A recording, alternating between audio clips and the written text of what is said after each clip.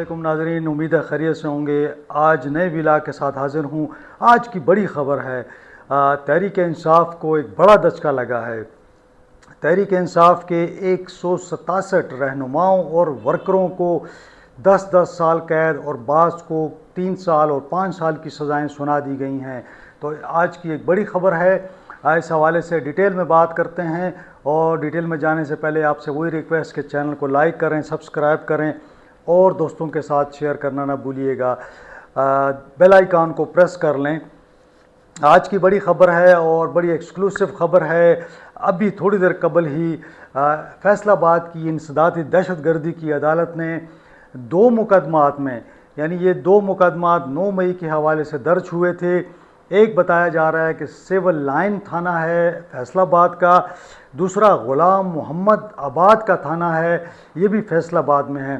یوں 2 تھانوں میں 9 مئی میں ایک تو حساس ادارے کے دفتر پر حملہ کرنے، توڑ پھوڑ، املاک کو نقصان پہنچانے کا مقدمہ تھا، جبکہ دوسرے میں بھی جو سرکاری تنصیبات ہے وہاں پر حملوں کی FIR درج تھی۔ مجموعی طور پر سول لائن تھانے میں 185 رہنماؤں ورکروں کے خلاف FIR درج تھی۔ میں بتاتا ہوں کہ سزا کس کس کو ہوئی ہے، لیکن اس میں سے 108 کو سزا سنا دی گئی ہے۔ باقی جو لوگ تھے 80 کے قریب، ان کو بری کر دیا گیا ہے۔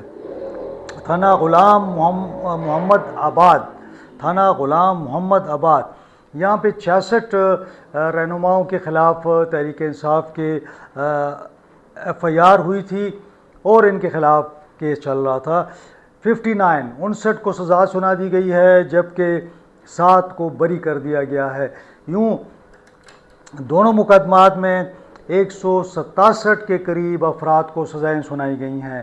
اب اس کے اندر دلچسپ بات یہ ہے کہ اپوزیشن لیڈر ہیں قومی اسمبلی میں تحریک انصاف کے، اس وقت سیکرٹری جنرل بھی ہیں عمر ایوب، ان کو بھی سیکرٹری جنرل تو نہیں ہیں آج کل، لیکن اپوزیشن لیڈر ہیں قومی اسمبلی میں عمر ایوب، ان کا تعلق ہری پور سے ہے، ان کو بھی سزا سنا دی گئی ہے۔ ان کے خلاف شواہد پیش کیے گئے اور عدالت نے کہا کہ ٹھوس شواہد کی روشنی میں ان کو 10 سال قید کی سزا سنائی جاتی ہے۔ سینٹ میں اپوزیشن لیڈر ہیں شبلی فراز، آج کل وہ اکثر بیمار ہوتے ہیں، ہاسپٹل میں تھے، جب بھی کوئی احتجاج کی کال ہوتی ہے تو وہ تھوڑے سے منظر سے غائب ہو جاتے ہیں۔ عدالت نے شبلی فراز کو بھی 10 سال قید کی سزا سنائی ہے۔ اسی طرح زرتاج گل کافی معروف اور بڑی ایکٹیو ہیں تحریک انصاف کی ممبر قومی اسمبلی، ان کو بھی 10 سال کی سزا سنائی گئی ہے۔ ساتھ ساتھ صاحبزادہ حامد رضا صاحب جو کہ الائیڈ ان کے ساتھ اتحاد میں ہیں، ان کو بھی اسی کیس کے اندر 10 سال قید کی سزا سنائی گئی ہے۔ ساتھ ساتھ یہ بھی میں بتاتا چلوں کہ اس کے اندر کافی جو MNAs ہیں، MPAs ہیں پنجاب کے، ان کو بھی سزائیں سنائی گئی ہیں۔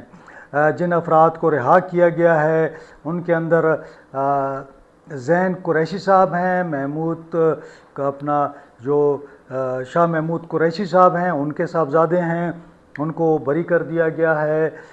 اسی طرح فواد چودھری صاحب جو ہیں سابق وفاقی وزیر، ان کو بری کر دیا گیا ہے۔ یقیناً ان کو شواہد نہ ہونے یا PTI سے دور ہونے کی وجہ سے چھوڑ دیا گیا ہوگا۔ ساتھ ساتھ شیخ رشید کے جو بھتیجے ہیں شیخ راشد، ان کو بھی سزا سنائی گئی ہے۔ تو سزا جو لوگ ہیں 167 ہیں، ان کو سزائیں سنائی گئی ہیں۔ اب ان کی گرفتاری عمل میں آئے گی اور ساتھ ساتھ ان کی جو قومی اسمبلی کی رکنیت ہے یا سینٹ کی رکنیت ہے وہ ختم ہو جائے گی۔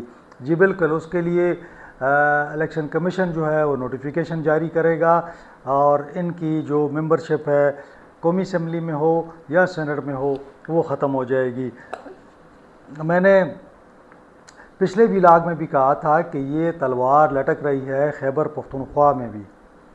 آپ نے دیکھا کہ خیبر پختونخوا کے لوگ بھی، شبلی فراز صاحب جو ہیں وہ خیبر پختونخوا سے ہیں، عمر ایوب صاحب خیبر پختونخوا سے ہیں، تو ان کے خلاف بھی مقدمات کا فیصلہ آ رہا ہے۔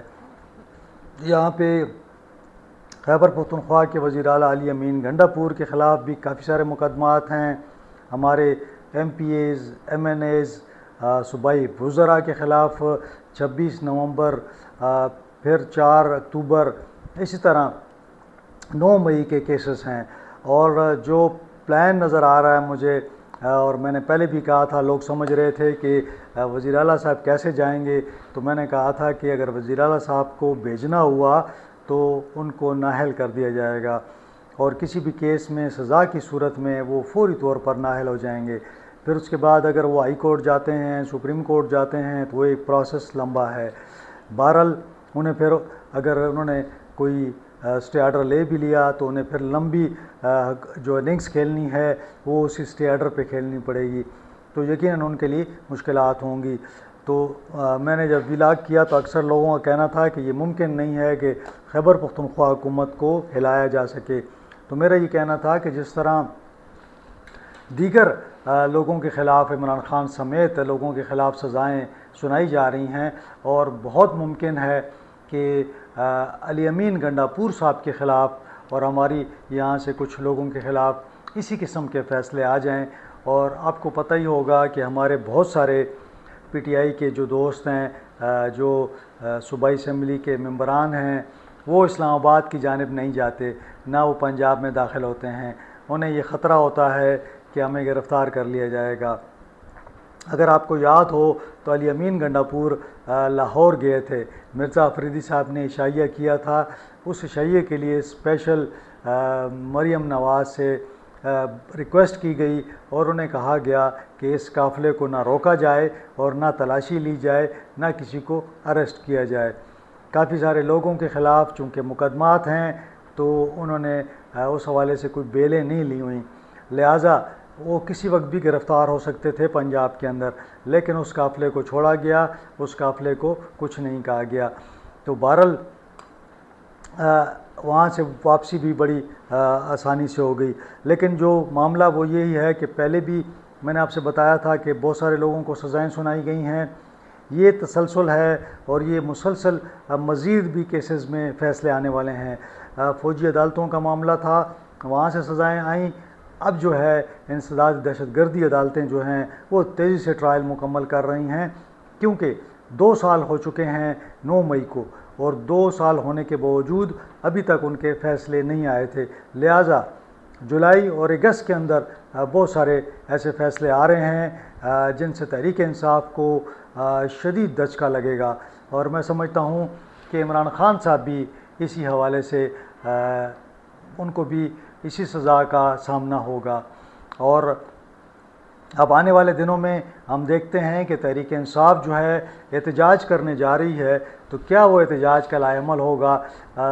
حالانکہ میری بات ہوئی مختلف رہنماؤں سے تحریک انصاف کے، ان کا یہ کہنا ہے کہ جناب کوئی ایسا مومنٹم نہیں ہے، نہ کوئی بڑا احتجاج ہونے جا رہا ہے، نہ اسلام آباد کی جانب جائیں گے، اور نہ ہی عمران خان صاحب رہا ہوں گے۔ صرف بعض شہروں میں یا خیبر پختونخوا کے اکثر شہروں میں مظاہرے کیے جائیں گے، کوشش کی جائے گی کہ پورے پاکستان میں مظاہرے ہوں، بس یہی ایک پلان ہے، اس کے علاوہ کوئی ایسا پلان نہیں ہے جس کے ذریعے حکومت پر دباؤ ڈالا جا سکے، اسٹیبلشمنٹ پر دباؤ ڈالا جا سکے۔ تو میرے خیال میں وہ تمام کوششیں جو مفاہمت کے لیے تھی وہ بھی ناکام ہو چکی ہیں، جو علی امین گنڈا پور کوششیں کر رہے تھے وہ بھی ناکام ہو چکی ہیں۔